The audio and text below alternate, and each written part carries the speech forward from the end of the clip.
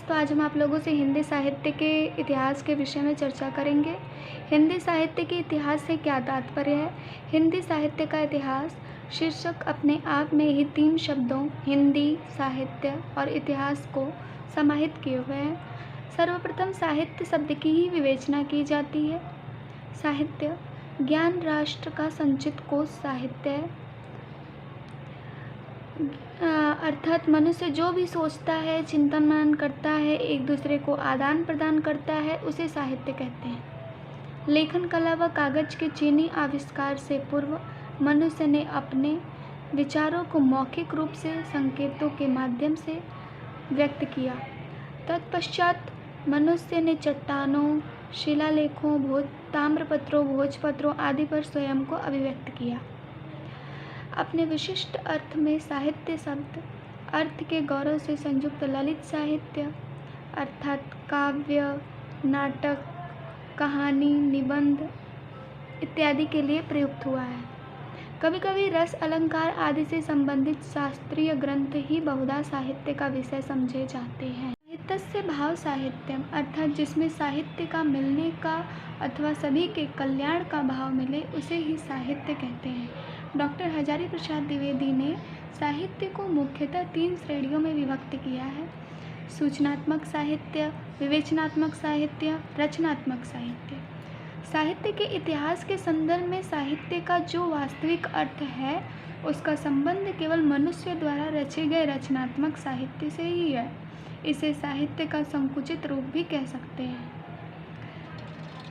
साहित्य के इतिहास से केवल भाव का भाव के साथ, भाषा का भाषा के साथ मिलन नहीं होता, वरन मानव का मानव के साथ, अतीत का वर्तमान के साथ, वाय का अंत के साथ मिलन होता है। निष्कर्षतः कह सकते हैं कि मनुष्य के सार्थक एवं सर्वोत्तम विचारों के उत्तमोत्तम लिपिबद्ध अभिव्यक्ति का नाम ही साहित्य है। इतिहास शब्द 3 शब्दों से मिलकर बना है। इति प्लस ह प्लस आस। अन्वय से जो अर्थ प्राप्त होता है उसके अनुसार ऐसा निश्चय ही था। अर्थ में अतीत में घटित हुई घटनाओं का और स्थितियों का लेखा या अनुचित्रण मात्र है। किंतु साहित्य के इतिहास के संदर्भ में इतिहास शब्द अपना एक विशिष्ट अर्थ रखता है। साहित्य का इतिहास। साहित्य के इतिहास के विषय में जब भी चर्चा होती है तो उसमें शुद्ध इतिहास की भांति केवल स्थूल घटनाओं, स्थितियों या मोटी मोटी घटनाओं, तिथियों का लेखा मात्र नहीं किया जा सकता, क्योंकि यह कार्य शुद्ध इतिहास का विषय है।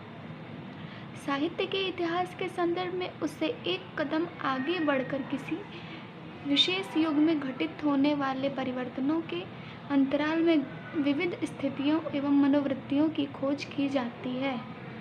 आचार्य पंडित रामचंद्र शुक्ल ने साहित्य के इतिहास अथवा लेखन साहित्य के संदर्भ में स्वविचारों को स्पष्ट करते हुए कहते हैं कि प्रत्येक देश का साहित्य वहाँ की जनता की चिंतवृत्ति का संचित प्रतिबिंब होता है।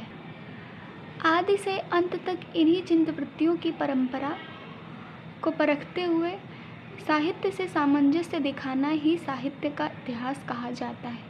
हिंदी साहित्य का निर्माण बहुत पहले या मोटे तौर पर 10वीं शताब्दी या उससे कुछ पूर्व से ही हो रहा है, किंतु उसके वैज्ञानिक अध्ययन व सामग्री संचयन का प्रयास आरंभ हुए अभी लगभग 150 से लगभग 200 वर्ष ही हुए हैं।